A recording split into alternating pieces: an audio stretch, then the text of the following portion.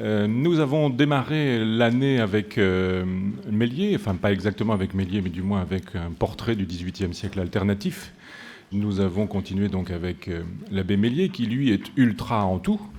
Donc c'est pas bien compliqué, il est ultra en matérialisme, il est ultra en athéisme, il est ultra en politique. On fera pas mieux. Je dirais que c'est le nec plus ultra des ultras. Et les autres ne seront ultras que ponctuellement, d'une certaine manière. Et je vais vous entretenir de la Métrie, qui lui est plutôt un ultra du matérialisme. C'est un matérialiste radical. Et c'est un philosophe dont on a trop souvent dit qu'il était matérialiste et athée. Matérialiste, on verra, il l'est véritablement. Athée, il ne l'est pas, contrairement à ce qu'on dit, à ce que j'ai même moi-même dit en d'autres temps sur ce sujet, sans aller vérifier véritablement les sources, sans lire l'œuvre complète, d'une certaine manière. On verra un petit peu ce qu'est sa philosophie à proprement parler. Je vais vous entretenir aujourd'hui de la biographie, puisque vous savez que j'estime que le corps est porteur de la pensée, et qu'il faut savoir qui est le personnage, ce qu'a été son corps, comment il a vécu, pour pouvoir mettre en perspective une existence, des idées, des concepts, une biographie, et la cohérence d'une œuvre. Donc, la Métrie, alias Monsieur Machine, puisque c'est comme ça qu'on va l'appeler dans toute l'Europe à partir du moment où il écrit son chef-d'œuvre, d'une certaine manière, L'Homme-Machine. On abordera le détail de cette œuvre-là, mais il a beaucoup écrit, probablement trop, enfin on verra pourquoi, quand et comment, des textes de circonstance, des textes d'occasion, mais on tâchera de voir un peu ce qu'a été l'œuvre écrite, parce qu'on a beaucoup aussi écrit sur lui, contre lui, malgré lui, et vous verrez, il a été un personnage qui a même pris la plume contre lui pour pouvoir répondre aux calomnies qu'il faisait courir sur son propre compte, enfin un personnage assez facétieux. Il est facétieux, il s'appelle Julien Onfray de la Métrie, alors, ou Offray, ou Offroy, ou Onfray, enfin tout est possible, puisqu'à l'époque, la chose n'est pas encore arrêtée, on n'a pas encore eu une espèce de révolution française avec la langue et la ponctuation, tout ça c'est très aléatoire, l'écriture. Ça veut dire donner la paix, je crois savoir, donner la paix. Onfray, c'est nordique, d'origine nordique, de la Métrie. La Métrie, c'est un petit territoire de Bretagne. Il est originaire de là-bas, à Saint-Malo, où, nous dit-on, il est né le 25 décembre 1709. Nous dit-on, parce que c'est pas vrai. Et il faut essayer de voir une espèce de signification dans cette affaire. C'est toujours la Métrie rieur qui est derrière cette aventure, parce qu'il n'est pas né cette date-là. C'est plutôt sympa, 25 décembre, ça vous rappelle quelque chose. Petit Jésus, entre autres. C'est aussi le vieux solstice d'hiver, et c'est la vieille fête païenne que récupère et que recycle bien sûr le christianisme. Mais c'est dans notre civilisation la naissance de Jésus, donc du Christ, donc du christianisme. C'est l'origine de notre civilisation. C'est plutôt sympathique de voir un personnage qui, lui, est aux antipodes du christianisme. C'est un anti-Jésus, c'est un contre-Jésus, le philosophe matérialiste qui est la Métrie, nous dire qu'il est lui aussi né un 25 décembre. Sauf que Jésus n'a pas existé, vous êtes au courant, donc il n'est pas né un 25 décembre. La Métrie non plus n'est pas né un 25 décembre, mais une autre date. Alors pourquoi cette date ? D'abord, c'est Frédéric II de Prusse qui donne l'information, vous verrez, il est à la cour du roi Frédéric II à Potsdam, et probablement, un soir de fête, mais c'est un pléonasme pour la Métrie, parce que probablement tous les soirs étaient de fête chez lui, il a dû lancer à la cantonade cette idée qu'il était né un 25 décembre, parce que c'est plutôt intéressant, dans la logique du compute, c'est-à-dire du comptage que sont toujours les calendriers, de laisser croire qu'à partir de soi, une espèce d'ère nouvelle va s'ouvrir. Il ne se prenait pas au sérieux, la Métrie, donc c'est peu probable qu'il ait dit ça sérieusement. Mais il a pu plaisanter en faisant le sérieux, ce qui est une autre façon d'être plaisant ou plaisantin, ce qui est assez probable. Alors évidemment, Frédéric II le dit, dans son éloge de la Métrie, un petit texte qu'il écrit juste après la mort du philosophe, que pille tout le monde, évidemment, au cours des siècles. Albert Lange, ou Lange, si on le prononce à l'allemande, qui écrit une histoire du matérialisme qui fait autorité, 1866, reprend lui aussi cette information d'une date de naissance un 25 décembre. Néré Kepa, pseudonyme de René Paquet, qui lui est le premier Français, me semble-t-il, à écrire une première monographie, une biographie monographique sur la Métrie, 1873, et c'est sur la Métrie, sa vie et ses œuvres. Lui aussi reprend l'information. Claude Morillat, qui en 97 a fait un joli livre qui s'appelle La Métrie, un matérialiste radical. Lui aussi reprend l'information. Moi, je vous dis, j'ai commis le péché aussi. J'ai préfacé un petit texte qui s'appelle L'Art de jouir. J'ai aussi repris cette information parce que quand on relit L'Art de jouir pour faire une préface, on s'en va pas voir ce qu'est l'acte de naissance à la mairie de Saint-Malo, ce qu'on devrait toujours faire. La Pléiade ne se trompe pas, mais c'est normal, il n'est jamais question de la métrie dans la Pléiade. L'histoire de la philosophie de la Pléiade oublie évidemment ces gens-là, ce ne sont pas des philosophes. Or, il est né un 19 décembre 1709, donc la même année, le même mois, le 19, c'est moins prosaïque, mais tout ça pour faire la démonstration que très probablement, avec la métrie, on devait bien se marrer à la cour du roi Frédéric II. Le père était négociant en tissu et armateur, c'est pas très exactement, mais ça peut être les deux. On peut imaginer qu'il ait fait fonctionner les deux casquettes.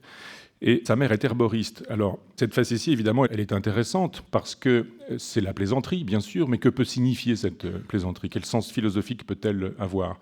Très probablement, la métrie a conscience d'être le premier philosophe matérialiste qui développe véritablement et réellement. Je vous avais dit qu'il y avait des propositions matérialistes chez Méliès, mais rien de très conséquent, on dira. Il est très colérique, Méliès, souvenez-vous.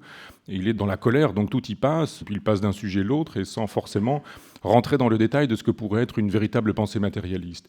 La pensée matérialiste, elle existe, on en a fait de longs trajets, souvenez-vous, de Démocrite jusqu'à l'épicurisme chrétien de Lorenzo Valla, Erasme et quelques autres, encore que Lorenzo Valla et Erasme ne soient pas des matérialistes au sens strict du terme.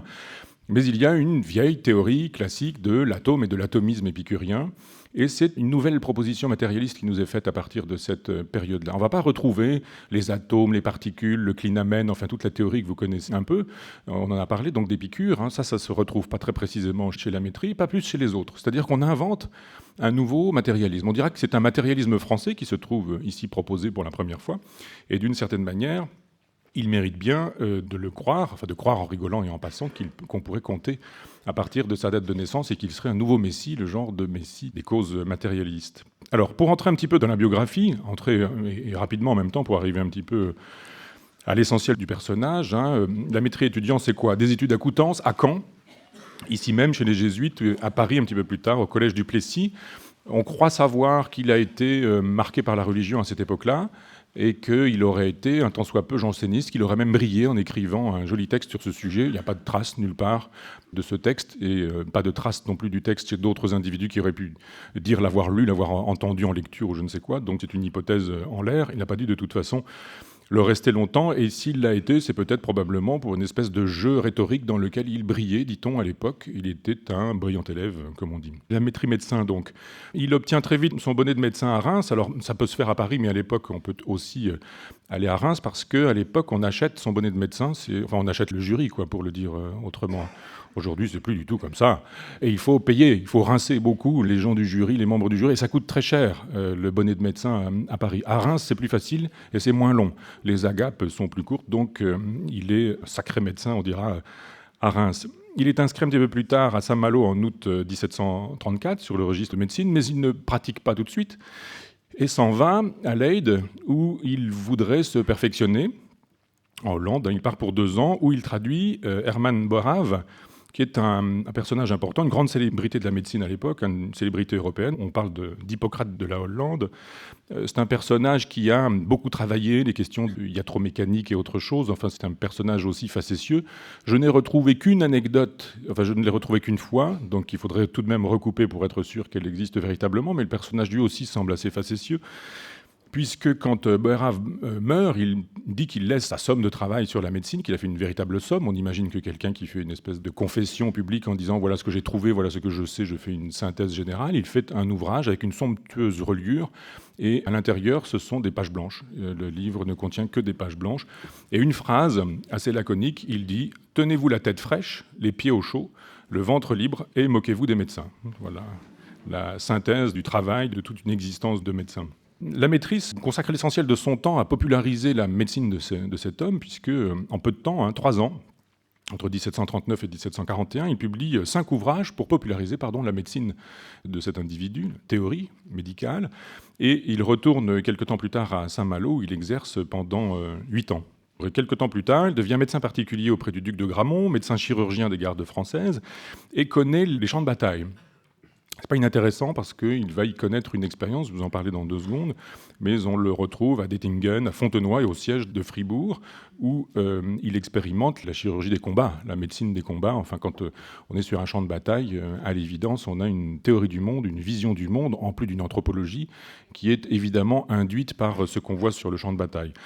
Entre deux, puisqu'il s'agit de biographie, ça n'est pas rien cette affaire. Il y a aussi un Lamétrie époux, ça existe. En 1739, il épouse la veuve d'un député au Parlement. J'ai mis sur mes notes d'un dépité, mais non, c'est un député au Parlement, qui lui donne 2 enfants très rapidement. Et très vite, on a l'impression que la relation avec Madame Lamétrie n'est pas excellente, parce qu'elle refuse de le suivre ça et là. Elle l'abandonne assez rapidement, ou lui, il l'abandonne assez rapidement. On le retrouvera un petit peu plus tard à Potsdam, vivant avec une nièce qui ressemble bien à la nièce de Méliès, qui se retrouvera pensionnée du tonton quand le tonton sera mort, le faux tonton probablement, très probablement. Et il n'y aura pas que cette nièce dans la vie de notre philosophe. Donc la femme mariée, ça ne dure pas bien longtemps. Les femmes, en revanche, c'est un des grands plaisirs de son existence. Je vous dirai tout à l'heure, à l'heure de la synthèse effectuée par Lamétrie, combien elles ont compté. Et puis quelque chose que j'ai appelé, dans un livre qu'à l'époque j'avais intitulé L'art de jouir, je disais, mais après tout, je lui ai volé son nom, je peux bien lui voler un titre, L'art de jouir. J'avais expliqué ce qu'était un hapax existentiel. Le hapax, c'est un mot qui n'existe que dans la logique de la linguistique et qui suppose un mot n'ayant qu'une occurrence et n'apparaissant qu'une seule fois. Existentiel, c'est qui concerne l'existence au plus profond de soi. Chacun d'entre vous, ici, ce soir, a connu dans son existence un ou des hapax existentiels. J'appelle un hapax existentiel un moment essentiel dans votre existence, dans l'enfance, la plupart du temps, dans l'enfance ou l'adolescence, un moment essentiel au cours de laquelle la totalité de l'existence s'organise.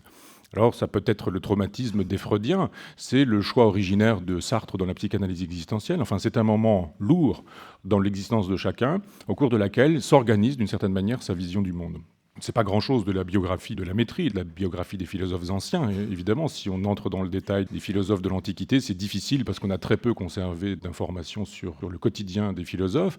On peut donc imaginer qu'il y a eu d'autres choses dans l'existence de Lamétrie qui aient pu compter et constituer le philosophe matérialiste en l'occurrence. Mais je voudrais vous proposer ce hapax existentiel comme un moment important. C'est 1742, le moment où, d'une certaine manière, Hippocrate devient Socrate, où le médecin devient philosophe et où le médecin restera philosophe, et le philosophe restera médecin aussi, en proposant un assemblage, un agencement extrêmement intéressant entre la pensée du corps et puis la philosophie.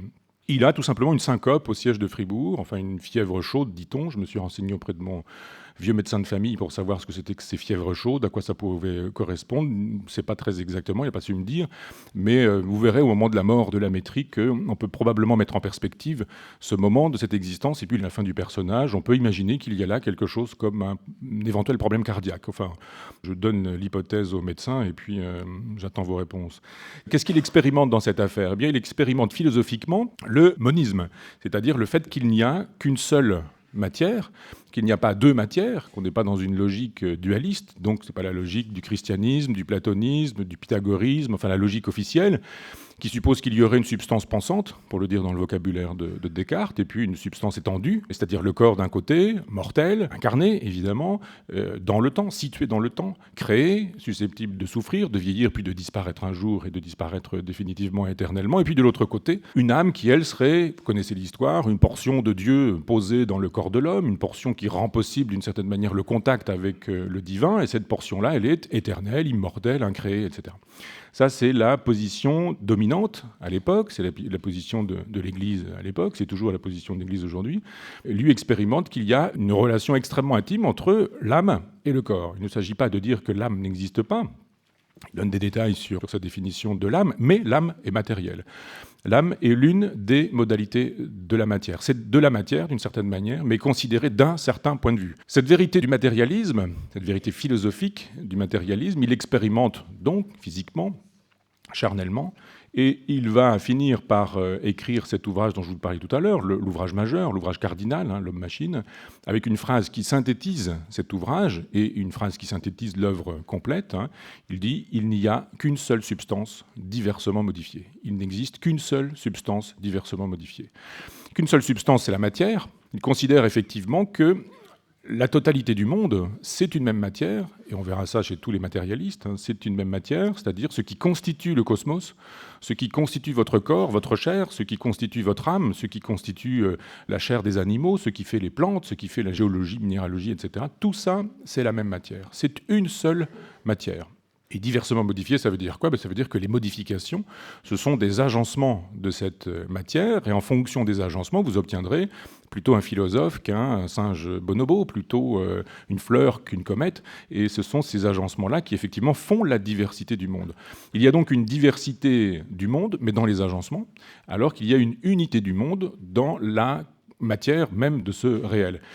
Il y a évidemment des options induites à cette affaire. C'est un petit peu la même chose qu'avec l'épicurisme des anciens ou le matérialisme des anciens. Si tout est matière, eh bien, soit Dieu n'existe plus, ça paraît évident, du moins un Dieu immatériel n'a plus sa place, mais si Dieu existe, il peut encore exister, mais alors il est matériel. Il ne peut y avoir qu'un Dieu qui soit complètement matériel. Alors pourquoi pas? Pourquoi pas une espèce de cause de la matière, une espèce d'identification à la matière ou d'identité absolue avec la matière? Ça peut être pensé dans ces termes-là, mais vous voyez que le matérialisme est une position philosophique de combat, et une position athéologique ou athée et athéologique, puisqu'elle suppose qu'effectivement on fait l'économie de Dieu, et si on ne veut pas faire l'économie de Dieu, eh bien il faut que ce Dieu-là soit matérialiste, soit matière. On est dans une logique spinoziste. Souvenez-vous, on a parlé de Spinoza, on a parlé de l'éthique, où il nous dit lui aussi qu'il n'existe qu'une seule substance diversement modifiée, à sa manière. Il nous dit qu'il y a un réel, et ce réel est un, il est unique. Simplement parce qu'on va l'aborder d'une certaine manière, qu'on va pouvoir dire qu'il y a une substance étendue ou qu'il y a une substance pensante, mais ce sont deux façons différentes de dire une même substance. Donc vous voyez qu'il y a une espèce de pénétration du spinozisme, pas forcément de Spinoza, je ne suis pas bien sûr que Spinoza aurait reconnu son œuvre dans ce que les matérialistes en ont fait, mais il y a une pénétration du spinozisme, c'est-à-dire de cette idée que le réel est unique, il est moniste, il n'y a qu'une réalité, que d'une certaine manière, eh bien, on peut faire l'économie de tout ce qui est immatériel, de tout ce qui est âme immatérielle, et voyez tout ce qu'il y a derrière comme type de conséquences. Bien sûr, je vous disais tout à l'heure la question de Dieu, mais bien sûr aussi la question du salut. Si votre âme est mortelle et que quand elle disparaît définitivement, il y a peu de probabilité pour qu'elle aille en enfer, au purgatoire, pour que vous souffriez, pour qu'on vous fasse payer une mauvaise vie ou une éventuelle mauvaise vie menée ici-bas. Donc vous voyez que cette position matérialiste, elle est une position philosophique, métaphysique, ontologique, sciences de l'être, souvenez-vous, et puis politique, au sens large du terme également. Ce qui veut dire que ce apax-là, il a produit des effets dans le corps, dans la chair, dans l'âme, on dira aussi, du philosophe, dans l'existence du philosophe, et dans un ouvrage qui s'appelle Discours préliminaire, qui paraît en 1751. Alors c'est un discours préliminaire à l'ensemble de son œuvre, on verra dans la séance suivante combien c'est difficile de faire une saisie, encore aujourd'hui d'ailleurs, de l'œuvre complète de la Métrie. Qu'est-ce qu'il a écrit véritablement? On ne le sait pas vraiment. De temps en temps, il écrit un livre, puis ça change de titre, et puis ça change encore de titre, suivant qu'on est dans une formule ou dans une autre. Mais il y a une espèce de cohérence, et il le dit très précisément dans ce fameux discours préliminaire, qui est un discours qu'il écrit pour présenter l'ensemble de ses œuvres philosophiques. Il dit « Écrire en philosophe, c'est enseigner le matérialisme ». Il est bien évident que le mot même de matérialisme est tout nouveau. Il est d'usage très récent.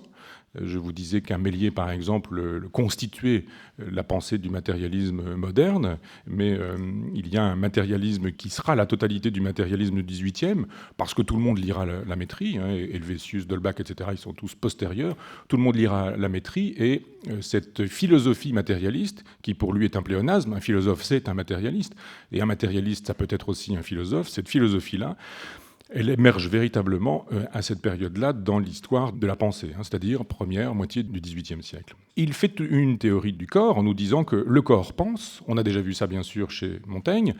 Montaigne est un personnage qui compte aussi pour la Métrie. Le corps pense et ça n'est pas l'âme qui pense. C'est-à-dire qu'il n'est pas question pour l'âme d'être immatérielle et d'entretenir une relation singulière avec l'immatérialité du monde ou avec l'immatérialité de la divinité. C'est pas comme ça que les choses se pensent ou se disent ou se passent. La matière, elle est issue du corps, c'est le corps qui pense, et il analyse un certain nombre de moments physiologiques qui sont des moments qui lui permettent d'avancer philosophiquement sur le terrain de la philosophie, donc, et qui sont ces moments, le sommeil, la catalepsie, l'apoplexie, la léthargie, ce qu'on pourrait appeler dans des formules modernes, ou des formules qui ont été utilisées parfois par Michaud, un grand poète, des états de conscience modifiés, et puis l'opium. Je vous dirai tout à l'heure en quoi la Métrie ajoute à ses qualités, puisqu'il est un opiomane forcené. Donc, il réfléchit, lui, sur cette question du sommeil. Il y a une théorie, on pourrait faire une théorie du sommeil chez les philosophes. Chez Descartes, souvenez-vous, Il y a un moment où, quand il s'interroge sur l'identité, est-ce que je suis bien sûr d'être moi-même? Comment est-ce que je peux parvenir à une certitude de moi? Et est-ce que je peux même parvenir à une certitude d'autrui? Quand je vois dans la rue des gens qui passent, est-ce qu'il n'y a pas que des capes et des chapeaux avec des ressorts en dessous qui me dit qu'autrui existe bien véritablement ou réellement? Eh bien, il y a dans cette pensée de Descartes une économie du sommeil. Qu'est-ce qui se passe pendant le sommeil? On regarde, on fait de l'introspection et on découvre qu'il y a des rêves. C'est quoi la matière des songes? Est-ce que c'est quoi la réalité du rêve? Est-ce que le rêve est réel, ou quelle est la réalité du rêve? S'il y a une réalité du rêve, est-ce qu'il y a une réalité de la réalité véritablement? Ne suis-je pas sûr quand je suis que je ne suis pas en train de rêver? Êtes-vous sûr de ne pas dormir, par exemple? Je vois que quelques-uns si, mais pas tout le monde. On n'est jamais très sûr du fait qu'on est en train d'être éveillé, la part du sommeil, de l'éveil. On ne sait pas comment les choses fonctionnent. Eh bien, il y a de l'analyse médicale chez Lamétrie, mais de l'analyse philosophique aussi. Il s'intéresse à ces questions-là, et il voit bien qu'à partir du moment où on modifie des états physiologiques, on modifie des états de conscience, et que la conscience, c'est un produit de la physiologie. Pour le dire dans des termes d'aujourd'hui, la pensée, elle est produite par le cerveau. Il y a aussi une théorie du cerveau chez Lamétrie, mais c'est une pensée récente. On peut toujours chercher ça chez Descartes, on ne le trouvera pas. On ne trouvera pas chez Descartes l'idée que la pensée est une affaire de cerveau. Chez Descartes, c'est tout à fait autre chose. Donc, vous voyez, on verra comment il est cartésien et comment il cesse d'être cartésien aussi, mais l'intérêt de Lamétrie pour le matérialisme, quand il dit philosopher, c'est enseigner en matérialisme, ça suppose une philosophie du corps, et du corps réel, du corps qui dort, du corps qui connaît des apoplexies, des jouissances physiques, physiologiques, des orgasmes, la léthargie, et puis on reviendra un petit peu plus tard sur cette question de l'opium. Il théorise sa pensée, c'est-à-dire que quand il a, et ses expériences, quand il a vécu ce que j'appelle un apax existentiel, c'est-à-dire cette affaire qui n'a qu'une occurrence dans son existence, mais qui en même temps induit la totalité de son existence, cette syncope sur le champ de bataille de Fribourg, eh bien, quand il a découvert ça, le monisme, l'unité de la matière, la possibilité de dire qu'il n'y a qu'un corps, que c'est le corps qui pense, il commence à écrire un ouvrage qui s'appelle Le Traité du vertige, joli titre d'ailleurs, dans lequel, dans une page d'introduction, il théorise sa pensée en expliquant que, de manière très autobiographique, au sens étymologique cette fois-ci, l'étude de soi-même et la considération de soi-même pour produire une expérience qui soit susceptible de générer de l'universel, eh bien, il nous raconte ça rapidement, discrètement, dans la première page du traité du vertige, mais on voit bien que le philosophe est dans la théorie du médecin, et que le médecin n'est pas quelqu'un qui serait dissocié du philosophe. Il est un médecin qui philosophe, et il est un philosophe qui pratique la médecine, parce qu'il pense que pratiquer la médecine, c'est véritablement philosopher. Et puis, autre idée intéressante chez ce personnage-là, on y trouve une vieille habitude, on l'a déjà vu au travers des siècles, depuis le début de cette contre-histoire de la philosophie. Il se moque de la philosophie et philosophe en se moquant de la philosophie. C'est une idée qu'on retrouve formulée par Pascal, c'est le plus célèbre personnage qui ait formulé cette idée, que c'est proprement philosopher que se moquer de la philosophie, mais c'est une vieille idée de Montaigne. Montaigne lui-même dit « je ne suis pas philosophe ». C'est une phrase qu'il écrit tout seul, « je ne suis pas philosophe », et c'est parce qu'il n'est pas philosophe qu'il est philosophe. Quand on moque les philosophes, c'est au nom d'une autre conception de la philosophie, c'est parce qu'on ne croit pas que la philosophie, ce soit essentiellement la philosophie visible, la philosophie dominante, la philosophie de l'historiographie qui met en scène les grandes figures de la philosophie et les gens qu'on considère comme tels. Donc lui, il se moque de la philosophie au nom de la philosophie. Pour le dire autrement, il se moque des philosophes idéalistes au nom de la philosophie matérialiste, qui pour lui est la seule véritable façon de philosopher. Et il parle des immatérialistes, j'aime beaucoup l'expression qui aurait dû durer, mais enfin des immatérialistes, qui sont les platoniciens, les chrétiens et les cartésiens. Les choses sont clairement dites.